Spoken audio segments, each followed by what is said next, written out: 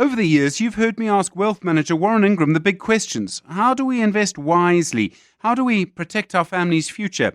All those conversations, that entire library of financial expertise is now available as a podcast. Straightforward advice to help you build your wealth on demand. Just search for Warren Ingram's Personal Finance wherever you get your podcasts. The Sharing Space on the Clement Manyathela Show. 702. All right, before I get into the sharing space, I'm getting a lot of messages on the WhatsApp line asking about the full interview with Emma Sedlia. Is it going to be on podcast? All of our conversations that we have on this show are on podcast. So just check it out when the show is done, just after 12. Just Google Clement Manyathela Show podcasts.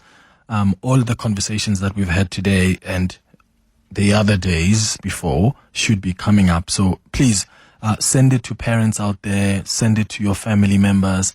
We need to be careful here. We think WhatsApp is such a wonderful app, which it is. It makes for ease of communication, but it is also quite dangerous. And if you've got a teen or you've got loved ones, we've got teenagers, you need to send them that podcast. On our sharing space today, we've got an email that we're going to read. Sharing space, it's all about sharing our stories, whether something that happened at work, with your family, over the weekend, while you're on holiday, whatever it is. Maybe you want the listeners to share their thoughts, or you just want to share what happened and you want advice from our listeners. You can send us an email on cm@702.co.za. Share your stories with us. Today, we've got a story from Anonymous who says, "Greetings, Clement and the listeners. I was at a relative's graduation last week. I was not in the main auditorium. I was in the overflow area.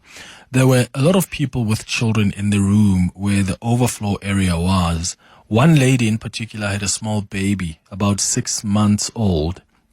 The baby was well behaved in the beginning of the ceremony, but a few minutes into the graduation, the baby started crying hysterically. The baby must have cried for about 2 minutes and then stopped. Then they started crying again a few minutes later. They stopped again. They then cried once more and for longer this time. And the baby was crying for the third time, and a lot of people in the crowd started shouting for the mom to leave the room. The crowd was resounding, and the mom had no choice but to leave. I was part of the crowd because we had grown tired of the baby crying. But upon my further reflection, I'm wondering if that was the right thing to do. The area was child-friendly, and the mom had been trying to calm the baby, but the baby's crying was disturbing people who were waiting to see their loved ones graduate.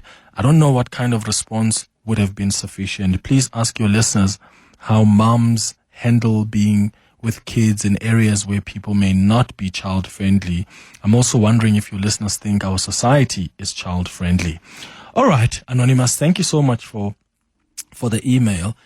This is so fascinating. Number one, where do you stand on this one? Anonymous says, "I attended a graduation. There was a woman with a baby. The baby at some point was crying hysterically, and people were shouting for the mom to leave the room. Mom left, and Anonymous is now asking, was that the right thing to do? Or maybe they were not being child-friendly. They were being impatient with the mom.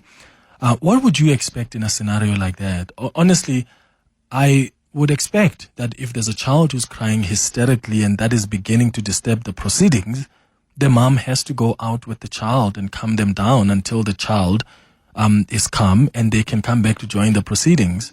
In fact, people who normally have hysterical, children whom they probably know are going to be unsettled at some point, they would normally travel with another person. So one of you guys has to take the child out, calm them down, and then you can come back into the proceedings, because you also don't want to hold the whole ceremony to ransom now. Now you are there with a child who's crying hysterically, and the church service can't continue, or the graduation ceremony in this case can't continue. Or do you think I'm not being child-friendly by suggesting that the mom has to step out? What do you think? What are your thoughts?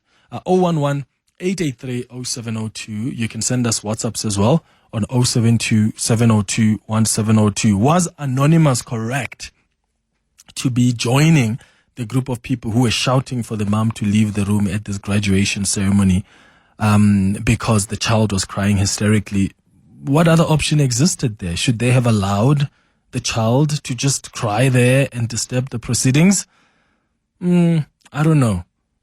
How do you think matters like this need to be handled? And if you're a mom, you've had a child before at a church, at a graduation ceremony, at some event, and they were crying hysterically, how did you deal with it? Because I do agree that sometimes we can be a society that is not child-friendly. Let me know your thoughts. Over the years, you've heard me ask wealth manager Warren Ingram the big questions. How do we invest wisely? How do we protect our family's future? All those conversations, that entire library of financial expertise is now available as a podcast. Straightforward advice to help you build your wealth on demand. Just search for Warren Ingram's Personal Finance wherever you get your podcasts. The Sharing Space On the Clement Manyathela Show. 702. All right, 12 minutes now before 12 o'clock. Anonymous is asking us a question. Are we a society that is child-friendly? How do moms handle being with kids in areas where people may not be child-friendly? Sasha, let's start with you. You're calling us from Pretoria. What are your thoughts? Good morning. Hi, Clement. I've got a 3-year-old autistic little girl, and I was in a very family-friendly restaurant yesterday with 3 of my kids, and my little girl had a meltdown, and it was so sad how people react. People were literally gasping when my little girl had a meltdown, and my 2 oldest sons, they didn't know what to do, and people were just being so horrible. And I think at a graduation there might be different rules, but unfortunately what I'm experiencing and what I'm seeing as a mom with a little girl with problems, it is not a family-friendly society we live in, and goodness. I would love for us to have more grace with each other. Absolutely, Sasha. So in that case, do people look at you do they look at you nasty and they expect you to walk out of the restaurant? That's what they expect. But the problem is I've tried so many different things with my little girl. When it escalates, there's nothing I can do. I can hug her. I can take her out of the situation. It just doesn't help. And it would have been nice if some moms, especially moms with kids, could have just nodded, smiled, and not have this total look of resentment. Yeah, and have a meltdown. Yeah, Sasha, thank you so much for that.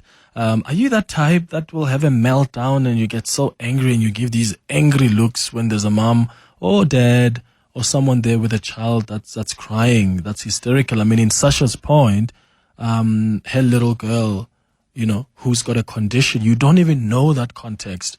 But maybe we are just quick to judge and we're quick to want to have a meltdown because a baby is crying. Makiwa, you're calling from Johannesburg. What are your thoughts? Hi. Hi, Clement. How are you? I'm all right, man. How are you? Good. Okay. With us, when we attend our services on Sundays, it's a basic rule. If a child or baby cries, the mother just have to stand up and step out, because we don't have a designated area where we say maybe mothers with children should sit this side. They sit in the main prayer hall. So what happens is immediately if a baby cries, they just know they have to step out. It's non-offensive. It's instated. Everyone knows that. Got you. Makiwa, I'm in Johannesburg. Thank you. Here are your WhatsApp voice notes.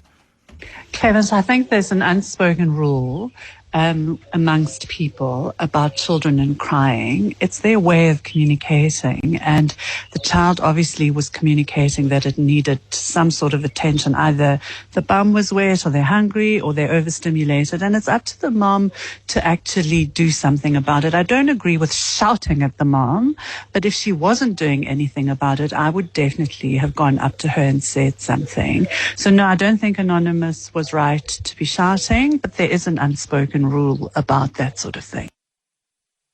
Hi, Clement. I think for organizers of some events, they need to make sure that there is a designated child-friendly area. I know some churches actually have mom rooms where it's enclosed area, but with a glass view of the main auditorium. But I also want to add about flights as well. I think especially for those flights, those airlines with multiple flights to a certain destination a day, they should designate some flights as child-friendly, especially the ones in the mid-morning or whatever, so that at least even when people are booking, or even when the people with children are booking, they know that this will be a child-friendly flight. Just a suggestion for airlines. The first airline to do so, I think, will get a lot of families booking with them. I think to sense what Jimmy made out. Yeah, Jimmy, I think you're onto something there. There's a suggestion. Maybe indicate that this is a family-friendly, child-friendly kind of a flight. I mean, also technology is advancing. I think probably in 3-4 years' time, there will be a dedicated area in the flight for mothers or fathers who've got a child who is, between the ages of, a couple of days and maybe 8 months or whatever the case is. So I hope, and I think we're probably heading towards that place where there will be several options. But as it stands now, poor parents, when the child is crying on a flight and you're giving them angry looks, what the hell do you expect them to do? What are they supposed to do?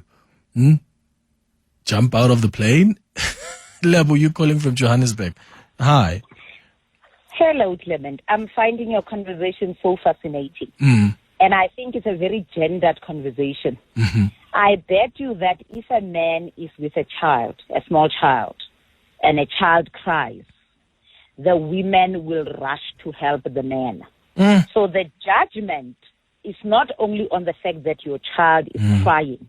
The judgment is that as a mother, you have unruly children. And so I have seen it so many times. Even some of your voice notes and callers, somebody said in the church, there is no space, but there is an unwritten rule that when a child cries, the mother must leave with the child. How many times do we say the father must leave with the child? Yeah. I have noticed, in fact, the whole issue you spoke about in the plane. There was a young woman, you could see this may not have been her children, who had 2 children, and one cried. There was such discomfort. And when I looked at her, she was crying silently. I just saw tears going down.